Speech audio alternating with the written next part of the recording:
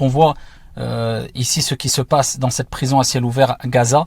À Gaza, des millions, je ne dis pas des milliers, mais des millions, plus de 2 millions de personnes qui sont pris ici en embuscade par des bombes et qui ne peuvent ni sortir, et on ne peut ni faire rentrer des vivres, on peut pas faire rentrer de médicaments, d'eau, de nourriture, si ce n'est au compte-gouttes. Eh bien, comment ne pas s'attrister? C'est quelque chose qui nous touche au plus profond de nous-mêmes. C'est normal. Nous sommes des humains, nous sommes des croyants, nous sommes des musulmans. Et c'est pour ça qu'il incombe à toutes et à tous d'invoquer Allah subhanahu wa ta'ala, celui qui, quand il veut quoi que ce soit, il dit kun fayakun, soit et c'est, afin qu'il déverse la sérénité et le secours sur nos frères et sœurs en Palestine.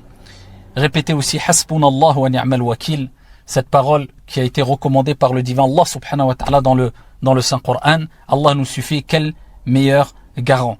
Hasbunallah wa ni'mal wakil.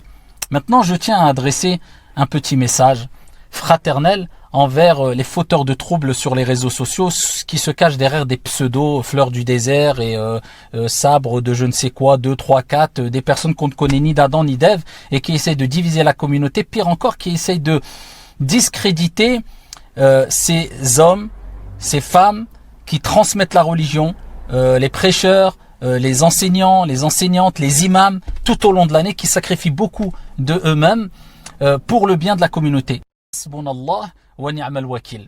Maintenant, je tiens à adresser un petit message fraternel envers les fauteurs de troubles sur les réseaux sociaux qui se cachent derrière des pseudos, fleurs du désert et sabres de je ne sais quoi, 2, 3, 4, des personnes qu'on ne connaît ni d'Adam ni d'Ève et qui essayent de diviser la communauté, pire encore, qui essayent de discréditer ces hommes, ces femmes qui transmettent la religion, les prêcheurs, les enseignants, les enseignantes, les imams, tout au long de l'année, qui sacrifient beaucoup de eux-mêmes pour le bien de la communauté. Ces gens qui viennent diviser comme Shaitan aime bien diviser. Le prophète alayhi salatu wassalam a dit Inna shaytan qad ya'isa an ya'budahu al-musalluna fi jazirati al-arab walakin fi at-tahrish baynahum. Shaitan a certes désespéré que les Arabes l'adorent dans la péninsule arabique, mais par contre il n'a pas désespéré d'une chose, c'est de diviser entre eux.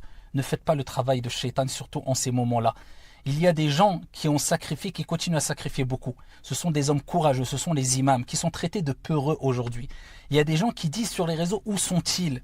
On n'entend pas les imams, on ne voit pas les imams. Non, non, non, non, les imams se sont exprimés. Mais simplement, les imams s'expriment avec retenue, avec sagesse et avec clairvoyance. Ils ne sont pas là pour chauffer les esprits parce qu'ils savent qu'il y a un public très divers devant eux et qu'il ne faut surtout pas ici laisser les émotions prendre le dessus chez notre jeunesse sans aucun contrôle, sans aucun cadre scientifique. Cela risquerait de pousser certains à importer les conflits et faire plus de mal que de bien. Ils savent cela, mais ils parlent.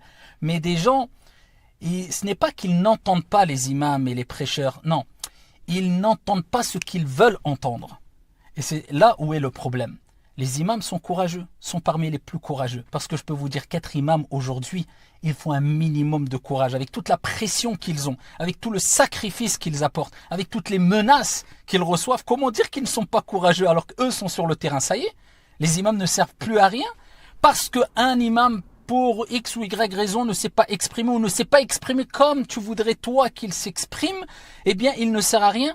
Ces imams qui toute l'année, pendant des années, ils ont permis à des musulmans d'apprendre à faire la prière, à faire le jeûne, à faire le pèlerinage, à se marier, à énormément de choses. Ah non, maintenant ils ne servent plus à rien, ce sont des vendus, ce sont des peureux.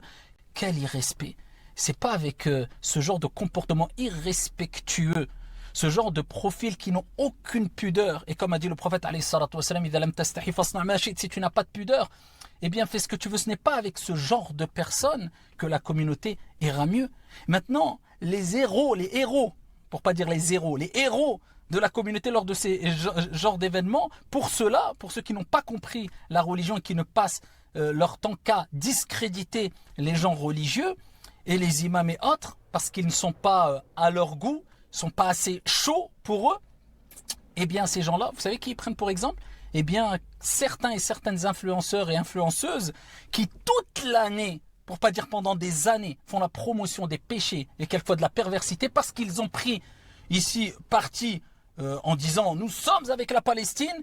c'est devenu eux les héros de la communauté. Ils n'ont pas compris que c'est à cause d'eux en partie que la communauté est où elle est. Et donc, c'est là où on voit qu'il y a un vrai problème de fond et de compréhension et de clairvoyance et de sagesse chez certains. Dieu merci, alhamdulillah, une minorité. Inna Allah la yughayyiru ma biqawmin hatta yughayyiru ma bi anfusihim. Allah ne change pas l'état d'un peuple tant que lui-même ne change pas son propre état. Un homme s'est dit, je vais changer le monde.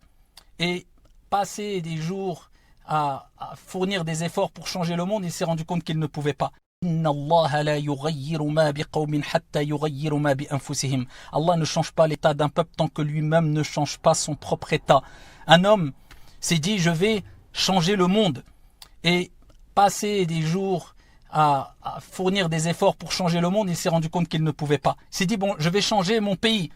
Des jours sont passés, il s'est dit, mais je n'ai pas les reins solides, je n'ai pas les épaules pour, je n'ai pas les capacités de changer mon pays. Il s'est dit, bon, je vais changer juste ma ville.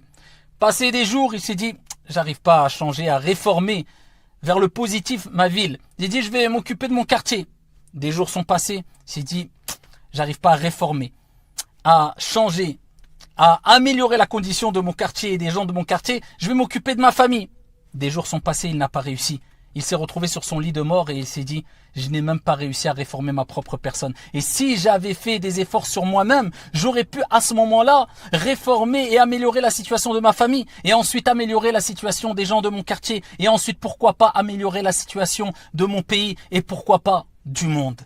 Inna Allah la yughayyiru ma biqawmin hatta yughayyiru ma bi anfusihim. Allah ne change pas l'état d'un peuple tant que lui-même ne change pas son propre état. Mais ça, c'est un discours qui, quand on a des émotions qui prennent le dessus et on ne veut pas parler avec science et clairvoyance, ça devient inaudible chez une minorité. Mais wallah, les gens doués d'intelligence comprennent ces paroles-là. Et cela ne va pas en contradiction avec le fait que on soutienne les opprimés, peu importe encore une fois leur confession, leur religion, et Là, on parle d'aujourd'hui de cet événement. On soutient nos frères qui sont opprimés, les civils en Palestine, à Gaza. On parle d'aujourd'hui de cet événement. On soutient nos frères qui sont opprimés, les civils en Palestine, à Gaza.